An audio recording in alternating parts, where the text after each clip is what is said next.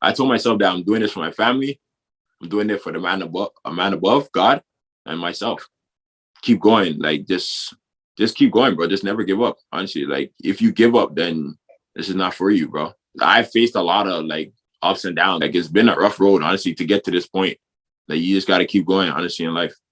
PTAW, that's proved them all wrong. That's a saying that I say to myself. I even have that as a reminder when I wake up. Like, I'll wake up in the morning and I see it on my phone. So like, that's the thing that I keep on in my heart for sure, because I've been doubted a lot, honestly. And it's like, I mean, I don't care, honestly. Like, you either be with me or against me. That's fine. I've been doubted too much. So I'm here, man. The game I love for sure. Every time I play basketball, I think about my family. I think about also my close friends. Like, I'm trying to make everyone proud of me, because I've come a long way. Welcome back to another episode of the DJ Henderson podcast. I'm your host, DJ Henderson, and this is Season 4, Episode 4. On this episode, we have our first ever Part 2 as my past teammate, Yaw Obeng Mensah, makes a return to the show. Yaw has been my teammate at Santa Fe College for the past 2 years, where we both played Juco basketball, and now we've moved on to the NCAA level. After 2 great seasons of Juco ball, Yaw signed to play Division I at the University of Maryland, Baltimore County, also known as UMBC. On this episode, we talk about the tough and memorable season that we had last year as we had to deal with COVID, the difference between the Division I and Division II level compared to JUCO, and what Yaw's experience at UMBC has been like since he arrived this summer. Yaw Obeng Mensah, welcome to the show, my bro. Yeah, sir. What's good? What's good? Nothing much. We got Yaw on the show again, a repeat guest, an update episode. My dog Yaw, my past teammate. Talk to me about what you got going on right now, what you've been up to recently. Man, been chilling, working on my game, in the gym, hella schoolwork, a lot of schoolwork. Now that I'm in D1, like, I got to pick up the pace. I got like hella math work. Like, I'm in entrepreneurship, media communication. So like, I got a lot of work to do, but I'm just hanging in there, bro, chilling. What's good with you, DJ? What's up, man? Same old, same as you. Just school, ball, the show, school, ball, the show, every day. Same as before. Just a little bit, like you said, a little bit more intense, a little bit more updated, a little bit more organized. Yeah. Same old. For people that haven't watched the first episode with Yaw, he's from Toronto, Canada, Toronto's finest. Talk to me about your upbringing in Toronto, bro.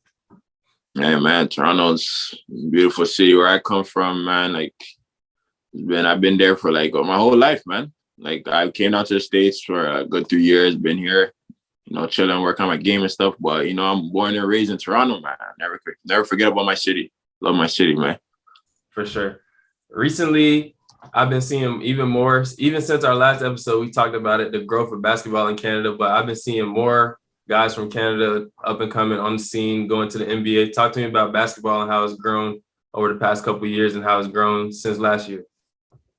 Man, like, basketball scene in Canada is really going a lot. Like, it's growing like big. Like, I didn't even expect all this to grow big, honestly. Like, I'm seeing all of these young kids like getting the exposure that they really need and stuff like that. I'm seeing all of these kids like dunking at a young age. I'm like, wow, like, never happening at my time. So I'm actually happy and excited that all these kids are growing, getting like a feel more of the game better. And like, Canada basketball, hey, we're coming on top. I'm telling you, you're gonna see a lot of Canadian basketball players in the league soon. There's more in the league now, but just wait on it. Wait on a few years. For sure. I definitely can see the upward trend, even from the last time we had the show, even from this time last year. I started about a year ago. We had the same conversation. We talked about a lot of guys that were in the league that are from Canada. I definitely could see the upward trend in basketball in Canada for sure. Last year was our second year JUCO ball at Santa Fe College. Talk to me about last year, some of the things that went on last year, what you were able to accomplish last year. Man, I honestly could say last year was a rough, but also an exciting year. Like, of course, COVID hit, things didn't go the way we wanted it to go. But I'm glad that like right now, like, we're all at a spot, like, you're at a school that, that can teach you more about the game and stuff.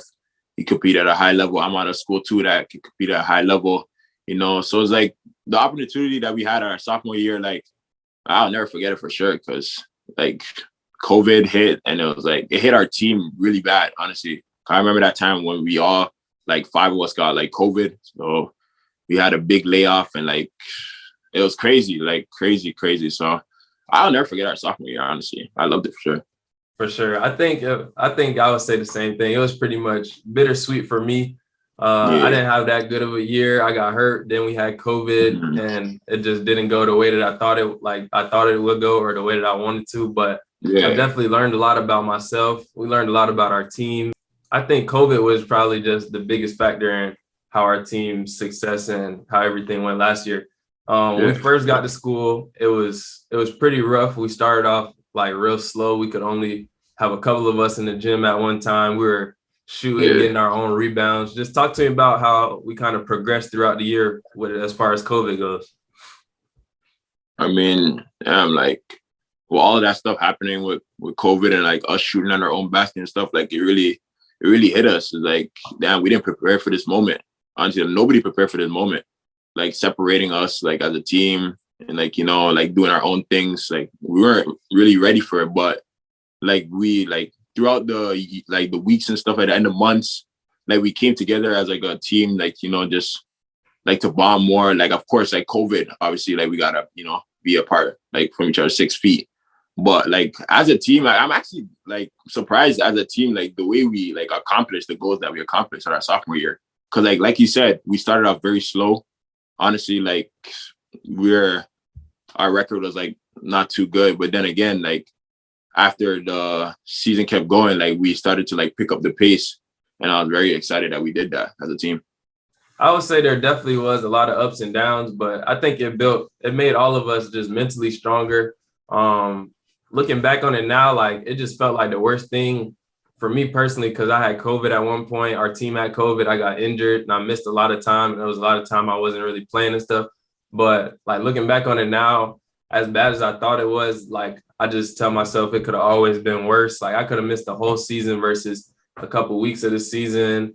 We could have had our season canceled. Like a lot of teams didn't even get an opportunity to play at all. So I think it was a blessing that we were able to even get on the court and compete and do what we love. I think also with the limited resources that you have at JUCO, like I think our coaches and like our school, like and us as players, we handled it all pretty well. Like we didn't have that many shutdowns at all, except for that one shutdown for a couple weeks. But I Yeah, thought yeah, exactly. I thought we did pretty good. We handled it pretty well for sure. Definitely. We talked about how difficult it was of a year, how memorable of a year it was. How did you stay locked in and like focused on your goals, the goals that you had at hand? Well, for me, like I stayed like locked in since day one. Like COVID or without COVID, I stayed locked in since day one. Like at the beginning of the year, like I got hurt myself. Like I had like I don't know what I had. I had like a crack at the back of my kneecap on my right knee, and I had to go through all of that therapy. And, like take the swelling out my knee and stuff like that. So like those times, like I know it was rough, but like I told myself that I gotta stay locked in because my team needs me that season. So like I told myself, let me just push through this injury, like play through this injury, like throughout the season, and then here I am right now. Like the goal that like where I am right now is like I'm like damn, bro. Like I couldn't believe I did that with a crack at the back of my kneecap on my right knee. Because of course you need your knees to play basketball. Of course, you need your knees to run, like do more stuff. So like I was actually proud of myself for accomplishing like a big goal, like going throughout the season being injured and stuff. We talked about the ups and downs of the season that we went through last year. Talk to me about what you were able to accomplish personally and how did you live up to the expectation that you have for yourself? Yeah. So like my expectations like at the start of the season was to, lead my team into the conference championship. Like I tried to do that, like, like my freshman year as a freshman, but it's like we came short, like losing to Eastern Florida and stuff like that. So like after that game, like I had a mindset saying that my sophomore year, I'm gonna come back harder and stronger, work hard on my game so that I can lead my team into the conference championship. That was the expectation I came in like as a sophomore. And like even though we didn't exceed that expectation, I'm still glad with the process that I did myself and also as my team, because like my team, we actually worked hard throughout this COVID stuff trying to go to where we're trying to go to, because we're all trying to go to the places we want to go to. So it's like I'm very excited about like what we did and the outcome I came with. For sure. I think the process is really just like what I'm just always gonna remember the most. Like For me personally, it was definitely really rough. It was hard for me to stay locked in because I was out for like a good amount of time. Like when your injury happened at the beginning of the year, my stuff kind of happened like right smack in the middle. And then when I came back, I just wanted like I think my expectations were a little bit too high of myself. Like I wanted to just come back and like kind of keep on track with what I was doing the first couple games of the season. I just knew how hard I had worked leading up to the season, working on my game and stuff, just working on my game, and what I expected of myself kind of wasn't realistic after missing so much time. And it just led to me being a lot more frustrated and down on myself than I should have been. But I think the process of that year or last year is something that I'll always remember for sure. Yeah, definitely. If you're new to the show and you're watching on YouTube, make sure you like, comment, subscribe, and turn on post notifications so you never miss out on the show. If you're tuned in through the audio experience, make sure you leave a review, a 5-star rating, and subscribe to the show. From your freshman JUCO season, you set yourself up as far as recruiting goes by having a good freshman season. You followed it up with an even better sophomore season. Talk to me about your recruiting process throughout JUCO ball. My recruiting process was like, it was very slow, honestly. Like, I didn't come in as like the big dog. I didn't come in as like, oh, y'all had all of these offers, this and that. I came in as like, like the underdog, honestly. Like I didn't have no offers my freshman year because I was in the qualifiers also. So that also was, took part of that. And also the beginning of my sophomore year, I was supposed to go to the JA48, but since COVID hit, I wasn't able to go, of course. But I still had like a couple of D1 coaches hit me up talking about, oh, we're glad to meet you. We're going to follow you throughout your sophomore year and just stuff like that. And like, honestly, like the whole process was like, it was slow, but honestly, it was God's process. Honestly, he controlled it and said, like, this is the process that I'm going to give my son Yaw. So it's like, he's going to be patient. Like, honestly, I wasn't patient at all. I was, talking to myself in the room, like, damn, like, is anybody going to offer me? Like, where's all the offers like coming from? Like, am I going to let my family down and stuff like that? And like, once like the season just kept going on, and then I saw like offers starting to like come in. And I was like, damn, like, I can't believe these are like the schools that are coming at me and they like me and stuff like that. So it's like, I really like thank God for all the things that he's done for me, for sure. For sure. I kind of felt similar, but definitely not the same way. My recruiting process was going pretty slow too. And I just felt like I wanted things to come fast to myself as well. But I was kind of in a different position. I didn't play as much throughout the season last year, and I didn't play the way that I wanted to. So I was just kind of like on edge. I felt the same way. I didn't want to let my family down. I didn't want to let myself down. I just wanted to end up like playing somewhere, not just not playing at all. I know a lot of people didn't, like, they lost a lot of opportunities because of COVID. They weren't able to get recruited the way that they want to. A lot of people didn't have space to even recruit the way that they wanted to as far as colleges go. So a lot of people missed out on the opportunity. So I'm definitely glad that I landed where I landed, and I'm sure you are happy with where you landed too.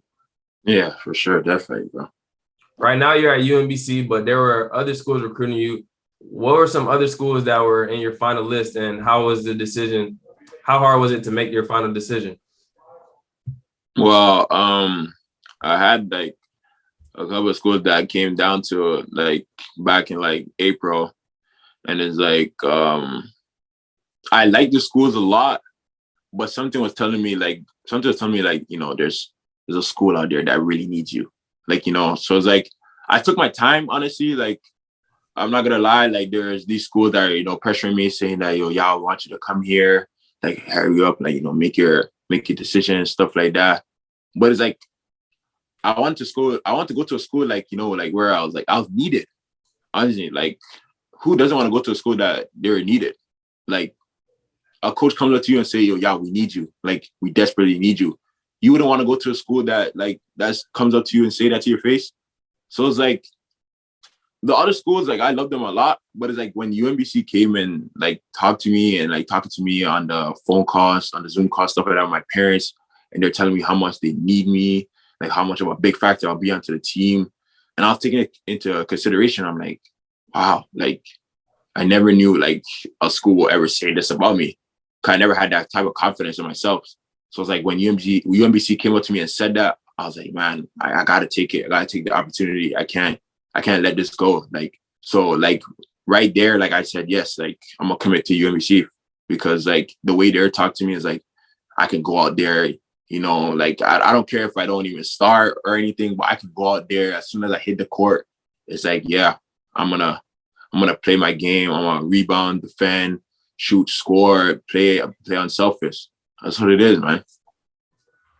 For sure. I think that's like the main thing coming from the basketball situation that we came from. I think just going somewhere where it's a good environment, where people are positive, where your coach like showed you that they needed you, that they actually wanted you, that you would be an impact player, that you would mean a lot to their program. I think that's like the most important thing. Like when I made my decision to come here, it wasn't like I just had just the pick of the litter to choose from, but when my head coach was talking to me and my assistant coach was talking to me about coming here, like they made me feel like they needed me and that they actually wanted me, like I had a purpose, I could be an impact player. So I definitely think that's a key thing when anybody choosing a school. So since you got to UMBC in August when school started, just talk to me about the transition, some of the things that you see that are different from JUCO ball and the Division I level. So when I got straight to UMBC, I'll just speak about the environment. I'll say the environment was like, it was good, honestly. Like I didn't expect the environment to be like high level, like especially like transition from JUCO to Division I saw the environment like, damn, like I really like belong here. And like as soon as I got here, when it came into the basketball, like I experienced like a whole different atmosphere. Like it's just like the work, the strength and conditioning, the stuff we eat to get our body right. And I was like, damn, like I've always needed this my whole life. And it's finally came to this time that like I'm finally getting the treatment that I want to get me better to go where I want to go. So like when I came here, like it was like damn, man, this is just amazing. Honestly, the experience, like there's a lot of kids out there that want to experience like the Division I level. And I was that kid too, that little kid that wanted to experience that Division level. Since I'm from Toronto, Ontario, it's like not much players go from Toronto to Division I that fast. It's a slow process. So like where I am right now, like I'm grateful, man. I gotta thank God for sure. I'm sure you guys have individual workouts and like skill development time. Like what does some of that time look like at that level? That time is like 45 minutes to an hour, and it's like hard work. Honestly, it's not like you could come in and like just like cruise through the drills. Like you come in, once that 45 minutes is on the clock and it starts running, that's when you lock in, and that's when coach is like, hey, we're gonna lock in, we're gonna get you better. So it's like the individual workouts we do is like it's intense, but I'm telling you, like that stuff helps you like a lot. It helps you a lot in games for sure. Like it gets you prepared, like physically and mentally in games for sure. For sure. Is that something that's scheduled for you guys, or you guys do that on your own time, or kind of mix of both? It's a mix of both, honestly. Like Saturdays, like we can get into the gym. Like most of our coaches like love to ask us like, hey, you guys want to get in the gym for like an hour or 2 hours, like, you know, get some shots up, like get a work in. Or like sometimes it'll be scheduled for us. Like forwards will get like, you know, 30 minutes, 45 minutes. Guards will get 30, 45 minutes. So it's like, it goes both ways, honestly. We just talked about the workouts, the individual workouts, but talk to me about the difference between the levels we just talked about the individual workouts at your level, at the level that you're at now at your school now. Talk to me about the difference between the practices there and the practices that we had at junior college. Man, it's a good question. All right, let's just start with when I came in the summer.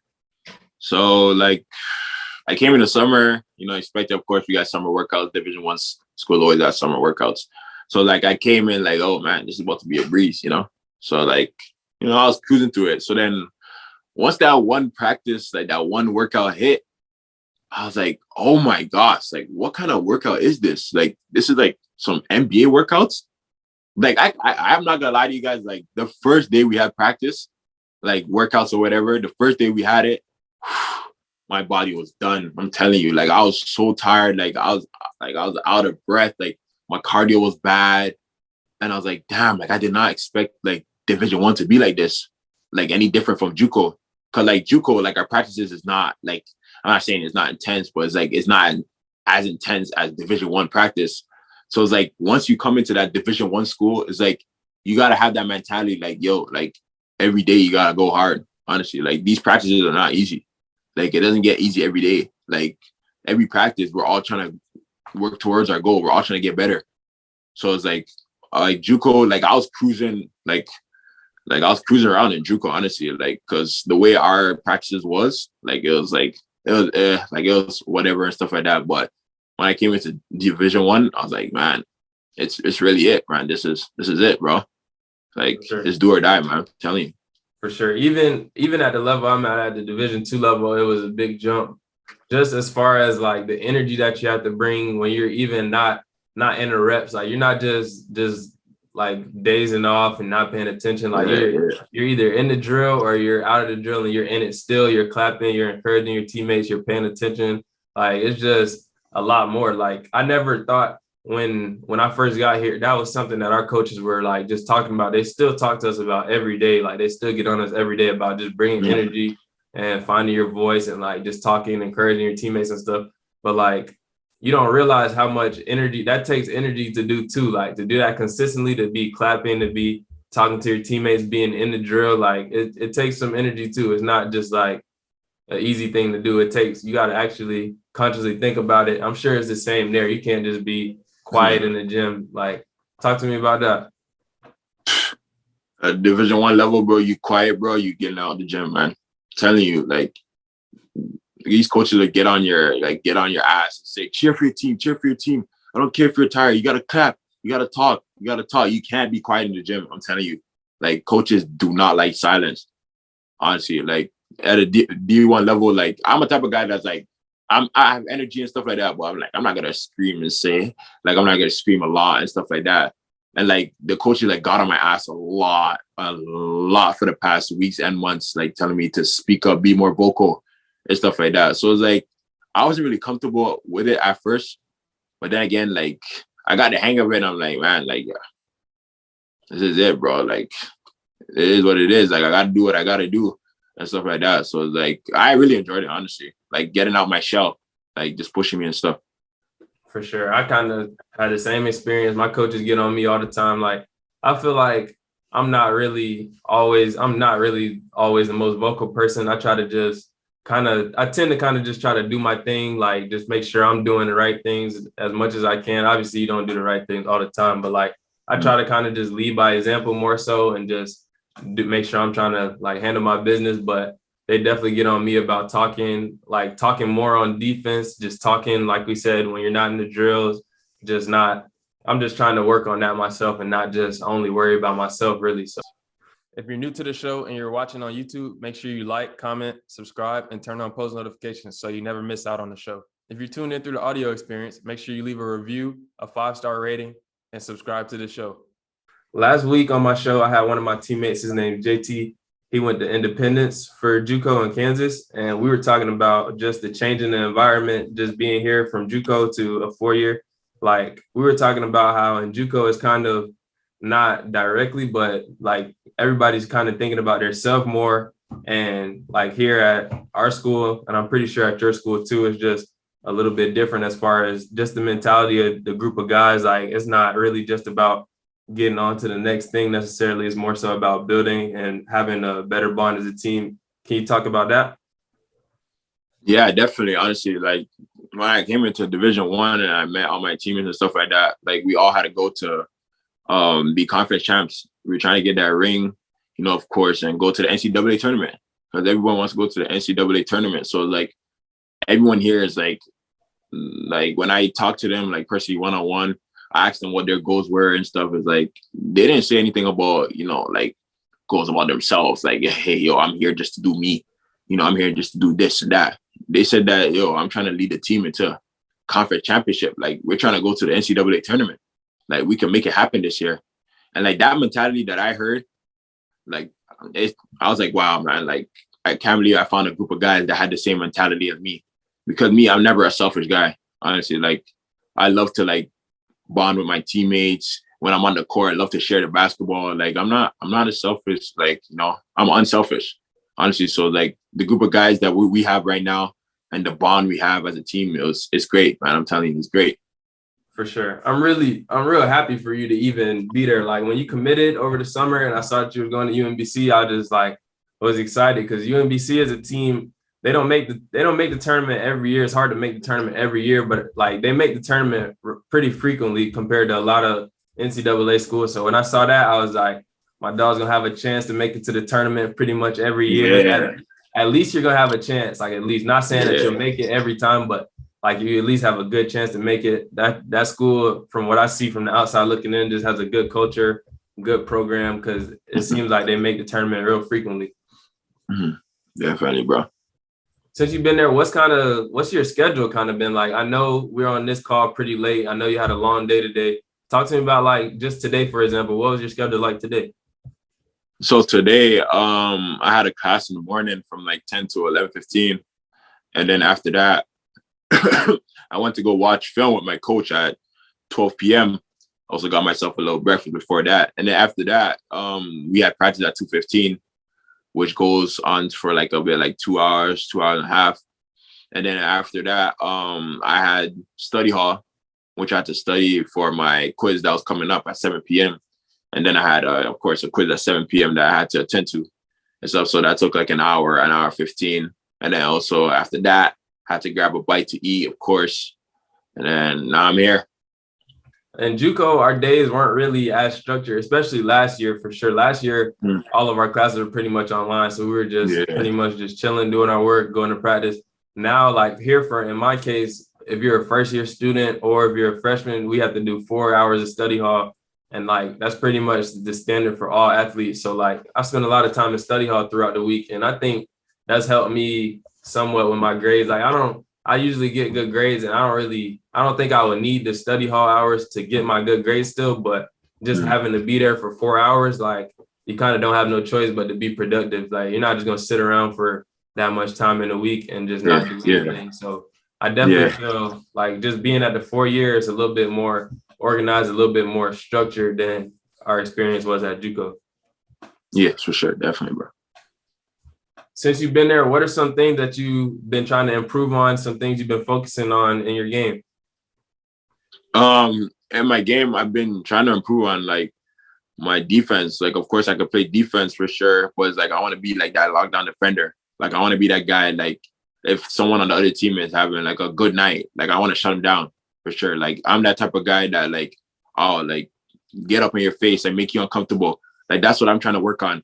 For sure. So it's like every time in practice, we work on like our defensive stands, high hands and stuff like that.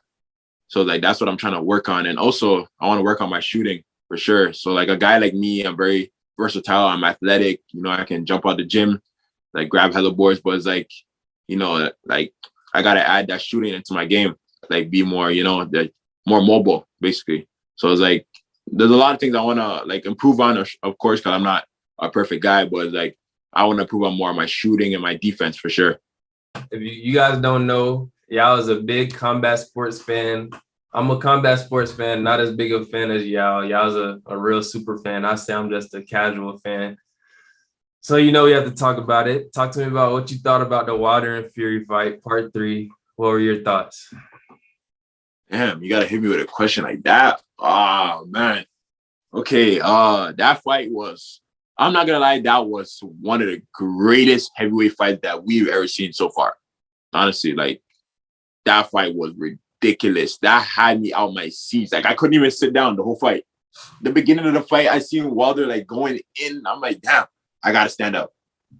So, like, that fight was, like, honestly, like, amazing. Like, you look at a guy like Tyson Fury, like, you look at him like, can this guy really box? Like, does he really have skill? And then you just see the way his movement, his head movement, his cardio. Like, I was like, wow, there's no way Deontay Wilder is losing to this guy because Deontay Wilder is more fit, more like, you know, more has a better cardio than him. And then like throughout the fights, I'm looking at Tyson Fury's cardio and I'm looking at Wilder's cardio and I'm like, what? How's Tyson Fury still here? Like, because I'm a Deontay Wilder fan for boxing. And it's like, yo, bro, I was like, yo, Wilder, you got to finish him. Like, you got to finish him. Like, there was a point in the round where Deontay Wilder, like, dropped him twice. and I thought it was done.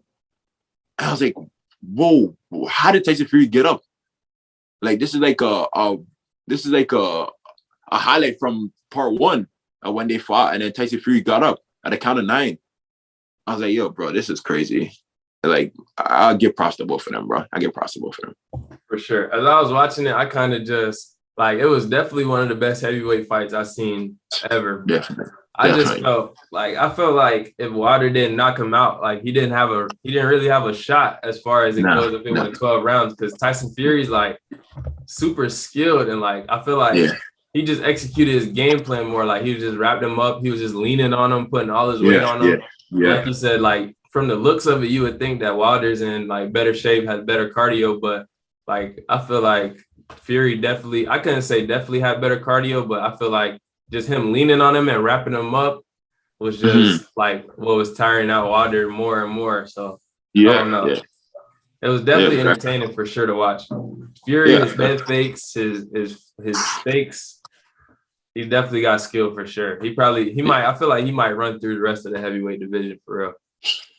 I don't see anybody beating him at this point, bro, because we threw our best hitter, Deontay Wilder. That's one of the best heavyweight knockout artists like of all time. We threw our best at him, and it's like, damn, like Tyson Fury still won. So it's like, who's next, bro? Anthony Joshua? Like, I don't know, bro. I don't know. Yeah, I think Joshua lost to Ruiz, bro. I think Tyson Fury might mop Joshua. Molly, what, bro? It's crazy. Well, that was a good fight, man. I'm telling you, that was a good fight.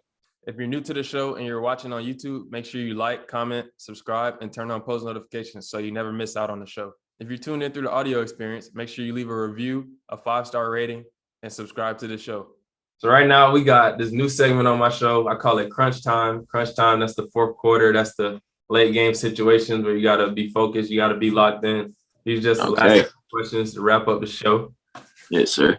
What's been the biggest obstacle that you've had to face to get to this point? Staying focused. Honestly, like that's a big obstacle for me. Honestly, like staying focused. Like there's a lot of times like I'll get distracted by social media, people I hang out with, and stuff like that. So like locking in was like a big obstacle, honestly. So like I work towards like locking in for sure in the gym and also outside. For sure. What's one or two quotes that you live by that you take with you every day that you try to think about and you try to keep in mind? I wouldn't say a quote, but I have a phrase that like I go by and live by, and like that's PTAW. That's prove them all wrong. Like that's a saying that I say to myself. I even have that as a reminder when I wake up. Like I'll wake up in the morning and I see it on my phone, and it says PTAW, prove them all wrong. So like that's the thing that I keep on in my heart for sure. Like prove them all wrong, because I've been doubted a lot, honestly. And it's like, I mean, I don't care, honestly. Like you either be with me or against me, that's fine. But all these guys, like I'm trying to prove everyone wrong, honestly. I've been doubted too much. So I'm here, man. For sure. What's the best piece of advice that you've ever received? Keep going. I think this, like, keep going. Just those two words, like keep going. I think that's the best advice, honestly. Like I faced a lot of like ups and downs in my life. Honestly, like it's been a rough road, honestly, to get to this point. Like coming from high school, I went to a prep school in Florida, like which wasn't like all that. Went to Juco, which I wasn't expected to go to Juco because I didn't want to go to Juco. I just wanted to go straight to Division I. So then I went to Juco, and now I'm here at Division I. So it's like, keep going. Like just keep going, bro. Just never give up. Honestly, like if you give up, then this is not for you, bro. Like you just got to keep going, honestly, in life. What are some of the biggest sacrifices that you've had to make? Biggest sacrifice I had to make was being away from my family and my girlfriend, because honestly, it's always hard for people that are from like other countries coming into the US to be away from their family, because like you're so used to being with your family, being with the cooking, like being with the friends, like, you know, just the environment. Like you're so used to being with that environment. And now when you come to this like new environment, it's like, man, I'm by myself. Like I don't have anybody else. Like this is real life. Like I'm starting to be a grown man. So it's like that's a big sacrifice I had to make in my life. Definitely, bro. For sure. What's something that a random person wouldn't know about you, but your close friends, your family members, they know about you? A random person? Man, there's a lot, honestly. I could say like a random person will never know that I'm a dancer, honestly. Like if you see me, you think I'm not stable or like I have no moves. Like I can dance, honestly. I'm a dancer. And also people don't know that like I'm a drummer, which is pretty weird, right? Because I'm a tall guy that can play drums, like pretty weird. But man, if a random person hears that, they'll be like, wow, you a drummer and a dancer? No, that doesn't look like you, bro. But yeah, those are it, man. For sure. What's your why? That's a question that people ask me a lot. Like, what's my why? Why am I doing this? Like, why am I here? Like, my why is like, I'm doing this for my family and also for myself. It's not like I'm doing it for other people and like I'm not pleasing myself. I told myself that I'm doing this for my family. I'm doing it for the man above, God, and myself, honestly. And also I'm doing it for my girlfriend for sure. Cause like the game I love for sure. Every time I play basketball, I think about my family. I think about also my close friends. Like I'm trying to make everyone proud of me because I've come a long way, honestly. And like the people that didn't believe in me, like they're now starting to come and say, "Oh wow, Yaw, like you're about to make it to the NBA soon. Like this is Yaw, this is 3 out of 4. Oh my gosh, you're about to make it." But I blocked that out, honestly. Like I do this for my family and my close friends and my girlfriend, like and the man above, man. Like I do it for those guys, bro. I'm telling you. Where do you see yourself in 5 years? I see myself in 5 years. I see myself in 5 years becoming a professional basketball player, either in the NBA, overseas, G League, wherever. Or I see myself doing that and also opening my own business with clothing because I'm into the fashion business. So it's like right now, I'm even trying to open up my own clothing brand, which will be coming soon. So like that's what I'm working on right now. That's what I got in the back of my backpack. You feel me? For sure. If you could meet and spend a day with 3 people, dead or alive, who would they be and why? Dead or alive. 3 people. I could say I would love to meet Kobe Bryant because that's my favorite basketball player. I love that guy with all my heart. He taught me like everything about the game. I wish I could meet Kobe Bryant. Future, the rapper Future. Like I know people say like Future this, Future that. Was like the lyrics he puts into a song is like, man, like this guy it's something else, bro. I'm telling you, honestly. And like the third person, honestly, I'll say is my grandma. Honestly, she passed away like a couple of years ago. And like the last time I saw her was like when I was young. Like I still have a picture of her. Like I have a picture of her right now with me. And it's like I wish I could just meet her again, honestly, and just say, hey, like grandma, look at me right now. Like, I'm Yaw. And like I'm at Division 1. Like, I'm about to make the family proud. And like, yeah, man, I wish I could meet her again. So yeah, those are the 3 people. For sure. The last question. Who do you think I should have on my show next? Whoever you say, you got to plug me in. You got to help me get them on the show. Who do you think I should have on here next? Who do I think? I got 2 people, honestly. I would say, if you never had him yet, I'll say Josiah. We need a part 2. We need a part 2 with Josiah. And you need a new guest, which is Hassan. Because I feel like he has a story to tell, honestly. I feel like he has like a lot to say about where he is right now, like how he came up with the basketball field and stuff like that. So I feel like that's a person you should have on your show for sure, honestly, bro. For sure. Got to lock those guys in. Joe, definitely yes, sir. part 2. Hassan. Yes, sir. Yes, sir. Reunite the gang on the show. Yes, sir. You got to get the gang on the show, man. Come on, bro. Yes, sir. Yaw, thank you again for coming on this. Been supporting the show since day one of my first episodes since last year. Started this about a year ago this time last year. So I appreciate you coming on. Recap episode. Tell everybody where they can find you on Instagram or any social media you want to plug in. You can find me on Instagram, Twitter, Yaw the Baller. Of course, even if you type YAW Yaw, you're gonna see me, honestly. But you can find me there. You go on YouTube. I got my highlights. Just type Yaw Obeng Mensah basketball. You can find me. And also, the season about to start soon, so y'all tune into them UMBC games, man. Like, I'm a tee up, bro. I'm a showman's. Like, who really is Yaw Obeng Mensah? I'm telling you guys, bro. For sure, y'all. I'm gonna have everything linked below: Instagram, Twitter, all of that kind of stuff. Make sure y'all tune in to UMBC basketball this year. My dog's gonna turn up, put on for Toronto's finest. Yes, sir. Yes, sir. There you know, bro. I want to say thank you guys for your continued support of the show. If you enjoyed this episode, please make sure you leave a 5-star rating and a review wherever you get your podcast. For exclusive merch, make sure you send a DM to the DJ Henderson Podcast Instagram page or my personal Instagram at DJ Henderson _.